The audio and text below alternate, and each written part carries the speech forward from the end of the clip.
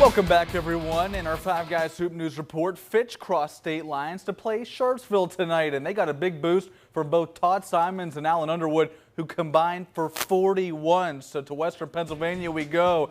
And again, fun to see interstate battles in first quarter.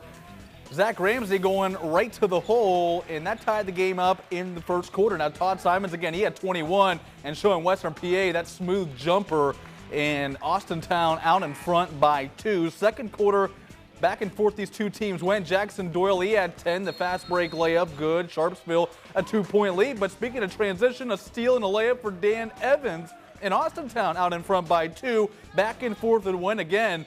Mark Staunch, he had 11 points, but just too much from the Falcons. Evans again this time going to show off the range and wide open three. Can't leave him open, and he makes you pay.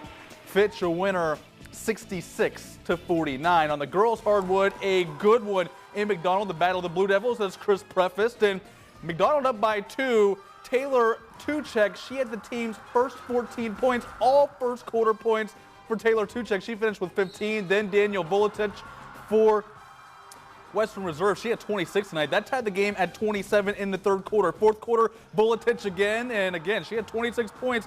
And Western Reserve taking just their second lead. Now a little bit later, fourth quarter, Molly Howard denied once, but not again. A big-time bucket. She had 7. This game would go to overtime. Now McDonald up by 3 after Molly Howard had fouled out. Her sister coming up big with a big 3 and a 4-point lead.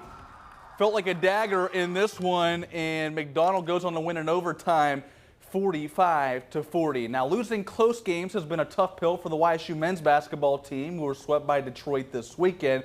Friday night's game came down to a single possession, and tonight's contest also coming down to the wire. We'll take you to Beagley, where this one went down, and Antoine Davis, he's had 49 points the last 2 nights, 24 tonight, and look at this move. Turnaround fadeaway jumper, smooth as silk, 14-10.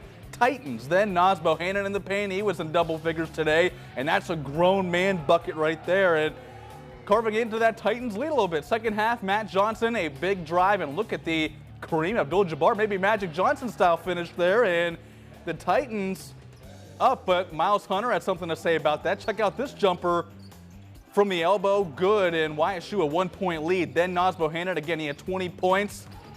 Ball goes flying, and he's going to go up over 3 Titans. Says you can't stop me simply. And YSU had a 5-point lead at that point, but Antoine Davis too much. The and one. Look at the Euro step and the finish. An exclamation point on this one. Detroit finished the game on 8 free throws.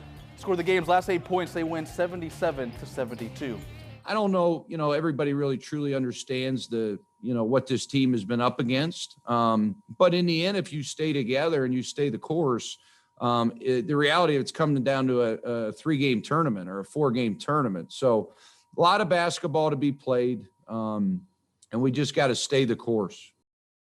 Meanwhile, the YSU women's team looking to avoid a sweep at Robert Morris, and final minute, or rather second half, third quarter, and Chelsea Olsen, she had 18 points, contested 3. YSU trailed by 11 at the break, but they made their way back. Nneka Obiizer, big time there, and the Penguins tying the game at 51. They outscored Robert Morris 25-11 in the third frame. Then Mary Dunn, she had 25 points by herself. The and one there, an exclamation point for her and the Penguins. They beat Robert Morris 71-64.